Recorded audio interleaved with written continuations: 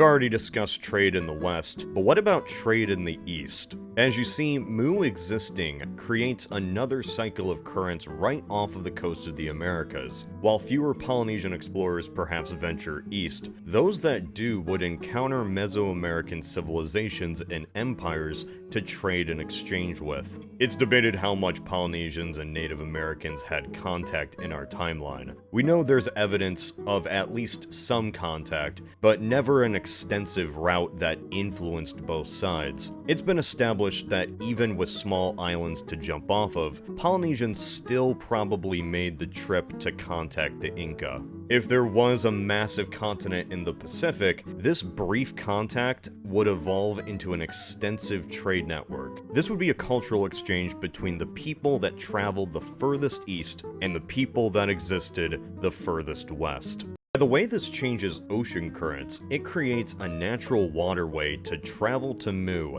up the coast, and onto the Americas.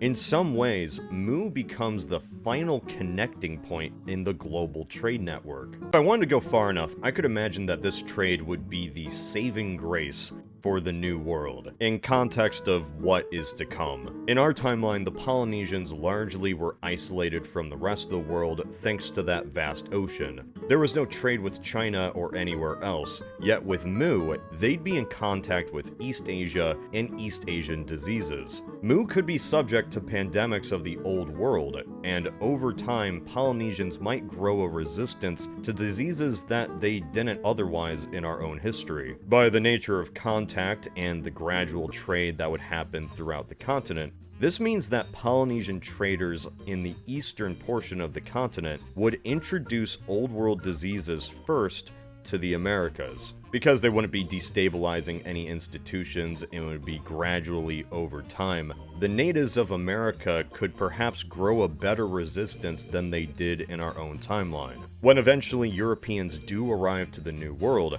perhaps the Aztec, if they still existed, wouldn't easily fall to a plague, because their population would have grown to tolerate the same diseases that the Europeans had, thanks to centuries of trade with Mu. The Americas wouldn't really be some new world left isolated. Columbus's voyage, if anything, would just be the last link in a trade network that for centuries had already spanned the globe. And Europe would be the furthest west that finally linked up with it.